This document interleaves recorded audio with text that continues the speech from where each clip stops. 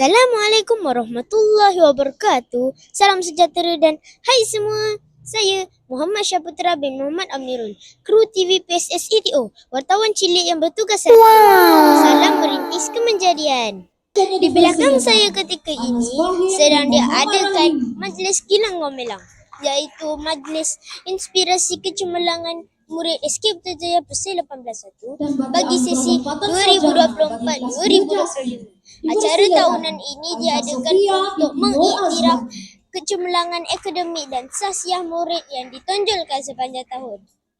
Mari kita ikuti sedutan video sepanjang majlis berlangsung.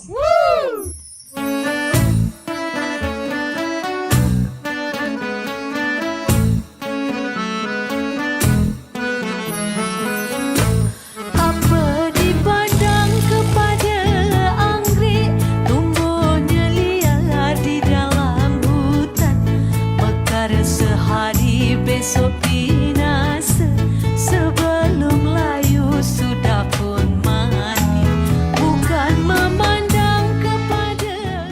Majlis ini yang dirasmikan oleh Yang Berbahagia Datuk Muhammad Hisamuddin bin Yahya, Pengerusi Biro Pendidikan Perpaduan Putrajaya. Bersatu hati.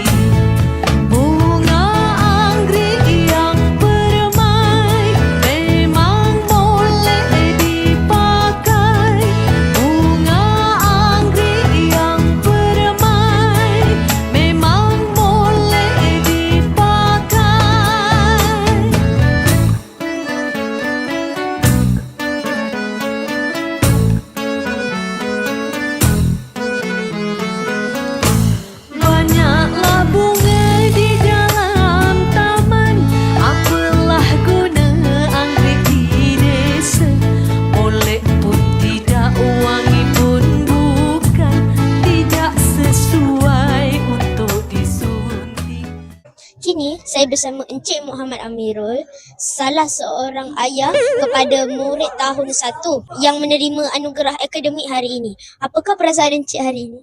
Saya berasa bangga atas pencapaian anak saya pada hari ini. Dalam masa yang sama bersyukur hasil daripada usaha dia selama ni sebelum peperiksaan memang sangat all out lah untuk mengulang kaji pelajaran dan akhirnya terbuktilah dengan pencapaian dan anugerah yang diterima hari ini. Apakah nasihat atau pesanan Encik bagi murid SK Putrajaya Persei 181? Okay, pesanan saya kepada semua pelajar SK 181 supaya tingkatkan lagi usaha dan fokus pada pelajaran dan juga buat ulang kaji. Ingat pesanan cikgu, banyakkan latihan. InsyaAllah itu semua boleh berjaya, insyaAllah. Terima kasih. Kini saya bersama Puan Elis, salah seorang ibu kepada murid tahun 6 yang menerima anugerah akademik hari ini. Apakah perasaan Puan hari ini? Seronok.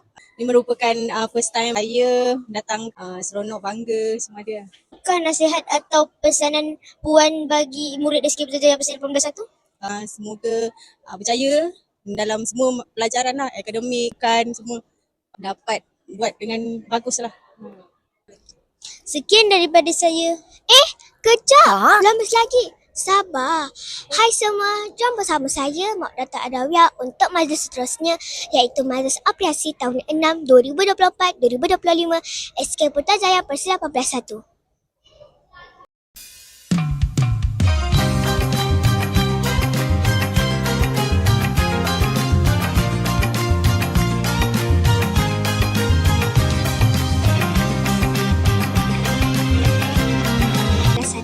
Majlis Apresiasi tahun 6 kali ini dihadiri lebih 370 orang murid tahun 6 bersertai ibu dan ayah masing-masing.